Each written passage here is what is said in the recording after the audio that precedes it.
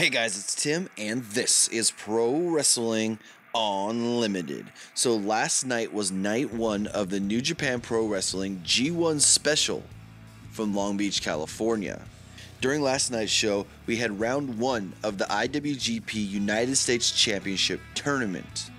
First off, we had Kenny Omega defeating Michael Elgin. Omega did pin Elgin after hitting his 7th or 8th knee strike in the match and then hitting his signature move, the One-Winged Angel. This was probably the best match of the night. Some people have tried to contradict that, saying that Okada-Cody was better, but I really think Omega-Elgin tore the house down and was the best match of the night. Next up, we had Jay Lethal defeating Hangman Page. The whole match was pretty much Lethal out there, with everybody knowing he's got injured ribs. Two had a okay match. I mean, there was some botched spots where I think Page may have been out of place, but at the end of the match, Lethal did hit the lethal combination and finally hit his lethal injection, but he couldn't make the cover at first. Lethal then came back and hit a second lethal injection, and this time did pin Page. Next up, in what some may actually be calling an upset, Zack Sabre Jr. submitted Juice Robinson. They played up the big fact on how Juice Robinson has really come to his own in New Japan Pro Wrestling over only the last 2 years. Sabre used a double wrist lock that Juice turned into a jackhammer for a 2 count. Sabre then used a rolling armbar and turned it into a cross arm breaker. Juice did the Bob Backlund lift for a power bomb, and then Sabre used a pump kick to the arm and got a submission with an octopus hold. The thing was that nobody expected this to be the finish. Most people expected, oh, it's just an octopus hold. Juice is going to get to the ropes, and then the referee's going to make him break it up. But when Juice actually submitted, when he tapped out, you can tell that the crowd was aghast because they did not expect him. Maybe not expecting Robinson to lose is an overstatement, but not in the way that he did.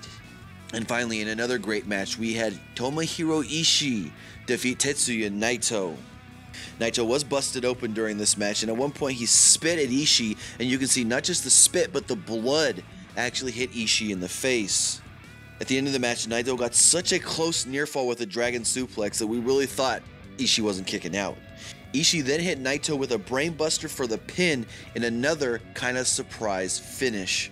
So with that, we now go to round 2, where we have Kenny Omega taking on Jay Lethal, and Zack Sabre Jr. taking on Tomohiro Ishii. Whoever wins these 2 matches will obviously face off in the finals, which will be the main event of tonight's show. And just a reminder, tonight's show will only be on New Japan World. If you want to see it on Access TV, you will have to wait till Friday.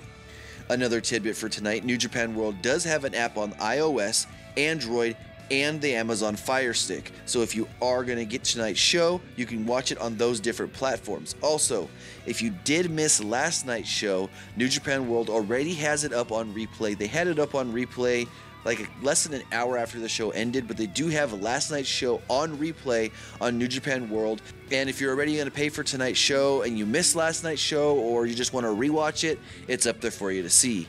But these final 3 matches should be really good matches, and honestly, I'm pretty sure Omega's going to go over Lethal, but Sabre and Ishii, that's a hard one to predict. So let me know who you think is going to walk out the first ever IWGP United States Champion. But that's going to do it for this edition of Pro Wrestling Unlimited. Remember to comment below, like and share this video, like us on Facebook, Instagram, and Twitter, and subscribe here on YouTube.